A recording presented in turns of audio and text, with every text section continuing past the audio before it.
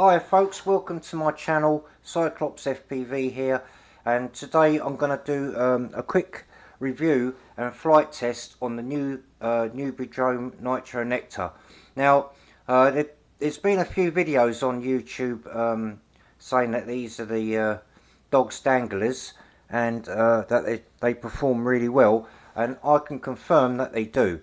So what I'm going to do today is I'm going to do a quick overview on these batteries, and then I'm going to put some flight footage on with two power hungry whoops that I've got. Not this one, I just brought this along just to show you that you know, these are scaled batteries for these 1S type quads, and I'm going to quickly go through the batteries that are good and not so good. And we have three batteries here that I normally fly. It's the Crazy Pony these are all high volt batteries, by the way. So we've got the Crazy Pony 300 milliamp an hour batteries at 30 to 60 C with 1.14 watt hour, and we've got the GMBs 350 30 to 60 C 1.35 watt hour, and then we've got the My Lipo at 333 milliamp an hour 25 to 50 C at 1.27 watt hour. Now typically I can get around about 3 minutes on that. I can usually, as this is a bigger battery with more capacity but a low C rating, I can get round about 3.5 minutes on that, and same with this one. Now the game changer here is these batteries, the Newbeedrone Nitro Nectars, and let me just get the other one out. Now these are rated at 40 to 80 C 1.14 watt hour, and these are high volts as well. Now the thing with these are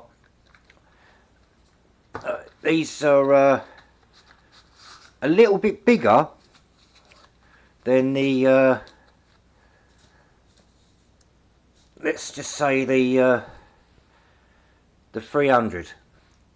See, they're slightly bigger, and then they're slightly smaller than the 350s and the My Lipo. They're sort of like an in-between size. They weigh, I can't remember what they weigh now, but they weigh a little bit on the heavy side compared to the to these. Now I'll write it down in the description. I can't remember. I think it's 8.3 grams, something like that. I'll write it down on the description. And I found these to last between 4.5–5 minutes on average, and that's with like punch outs and, you know, all that sort of stuff. So we're going to do a real well test. I'm going to do a brushed motor and a brushless motor. Both sort of, actually they are both 19,000 kV, and on the brushless motor I can usually get 2.5 minutes out of you know, a battery like this or a battery like this. So we're gonna do a real well test. I'm not gonna muck around with the video. I'm gonna shoot it in real time, and if you look on the on-screen display, it will tell you the time, so you'll know that I'm not sort of like you know, resetting anything. So yeah, so typically I can get extra time out of these, doing the same sort of like punch outs and that. They do a 260 or 250 version of this. I think it's 250, 260, whatever, which is ideal for short course racing. So if you're doing, say, like 5 laps round a circuit, that would be ideal. But I do freestyle, so I've got the 300 milliamp an hour ones. Yeah, so we'll do 2 flights. one with each type of motor, and we'll record the overall length of time. We'll do the same old stuff, like you know, we'll do some acro and you know, do some flippy floppies and split S's and all that, and power loops, so we can, you know, we can get the full workings of the battery, and that would be a fair comparison. But yeah, these are good. I've already done these tests, and I can confirm that these are miles better than the other type of batteries, mainly due to the C rating and the quality of the battery. These are quality batteries, by the way. These are nice, and they haven't got the you know, the spongy type of connections on these. These are like proper solid, and yeah, they are expensive though, and I got them in a pack of 4, so I've got 8 of them, and yeah, they're good on high volt and on normal volt. They both perform well. So we'll go on to the flight tests. Nothing really more to say about these. They are well worth investing in, and if you want that extra flight time with the with less sag, these are definitely the ones. As I said, a bit on the expensive side, but well worth mucking around with. Alright, so we go on to the flight footage, and first up will be the brushless drone, and then we'll try the brushed, and we'll put it through its paces, make it both fair and you know, honest and that, and we'll see what results we get time wise. Right, on to the flight video. I'll catch you later, guys. Bye. Okay, so we got the first flight here. This is my Hummingbird, and this is a brushless quad. This is usually very power hungry, and pay no attention to the voltage at the top. It's slightly out. Well, actually, it's out by quite a bit. Yeah, we got the brushless drone. Now, this does usually 2.5 minutes before it falls out the sky on a regular 300 milliamp an hour battery. Now, bearing in mind, I've got the Newbeedrone Nitro Nectar in here, which is also 300 milliamp an hour, and with almost, well, you'll have to wait till the end of the flight how long it lasts. It does fall out the sky, but I did actually pick the battery up, put it in a charger, and they both read 3.45 volts. So even though the battery looked dead, it was still okay. Thank God for voltage capacitors. But yeah, so I'm putting it through its paces here, and as I usually do, and these fly no different to what I'm usually flying with the other batteries, so it's a fair comparison, I think. Not going full throttle, but I'm going sort of 3/4 throttle most of the time, and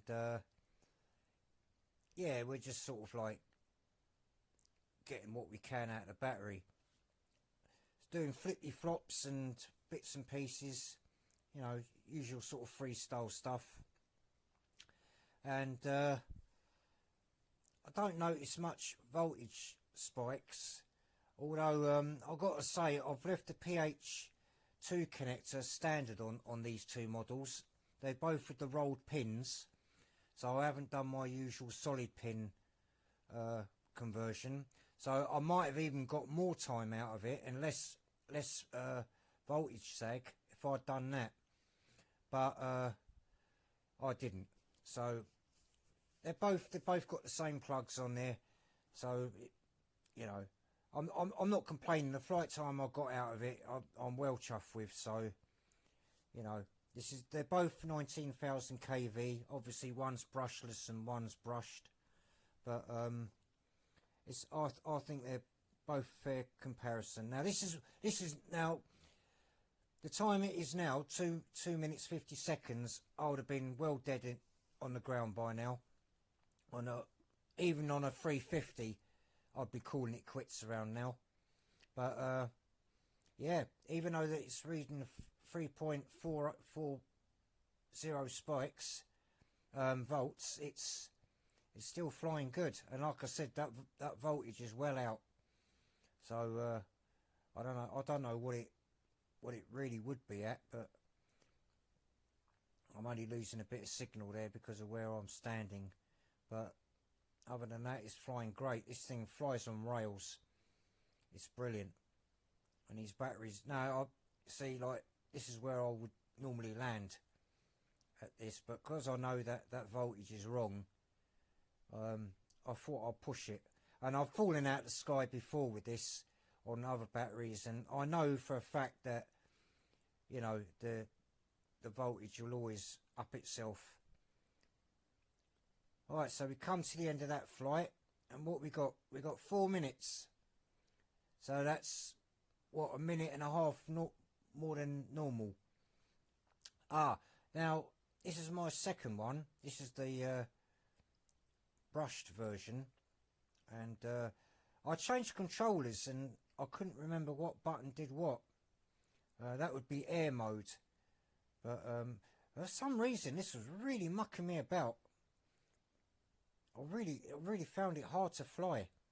I don't know why, but you'll see in a minute. It does some weird stuff. It does this weird sort of turny thing. I found it a bit awkward. It was all right going slow, but on the throttle, that's level mode. I'll put it on Race Horizon in a minute, I think. Oh, there's 3 more modes on there, but I couldn't remember what switch it was all on. But it was mucking around so much that I thought that I'll just do a standard, just sort of like, you know, fly it like I could control it. But yeah, usually this lasts about, I don't know, about 3 minutes on a normal battery. But as I said, it usually flies a hell of a lot better than this. This is one of my favourite quads, and it's really quick. But I don't know, it's just bobbling all over the place, and it keeps doing that. It keeps bobbing to the right for some reason. I don't know whether it's the controller or what. But I've got to say, I did let it stand on the ground for about a minute, because I thought this was on my T8SG transmitter and it wouldn't bind. And then I thought, well, I must have changed it. So I used my Beta FPV Radio Lite, which is what I flew the last quad on, and it was on that. So I can't remember changing it over, but it flew lovely on the T8SG, but on this, I don't know, it didn't do all that bobbling stuff before. See, when you're going slow, it's alright, it don't do it, but when you put on the power a little bit, it starts doing that funny yaw thing. But anyway, I wanted to try and stay afloat, because this is a time trial, so it's all about endurance. So yeah, 3 minutes is what I'm trying to beat here, and we're coming close to that as it is. Again, when I fall out of the sky, when I went to charge the battery up, it was 3.45 volts, same as the other one. So at least I didn't ruin the battery. But right, this is the time that it normally would fall out of the sky, and we're still going. So it's just proof that these batteries are good. It's just, the only thing is that these connectors, these battery connectors, if I solid pinned them, I probably would have got less voltage sag. But you know, we're doing all right. not exactly giving it the beans on this one, but I am sort of 3/4 throttle, so that's the whole point of it. I'm just keeping it in level mode, just, you know, just to keep it up in the air. Otherwise it will start misbehaving. But yeah, 4 minutes have come up to, so it's already a minute more now I've got out of this.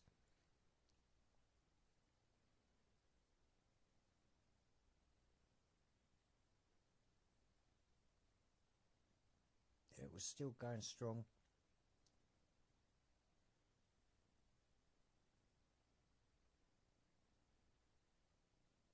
They're coming up to 4 minutes and 30 seconds.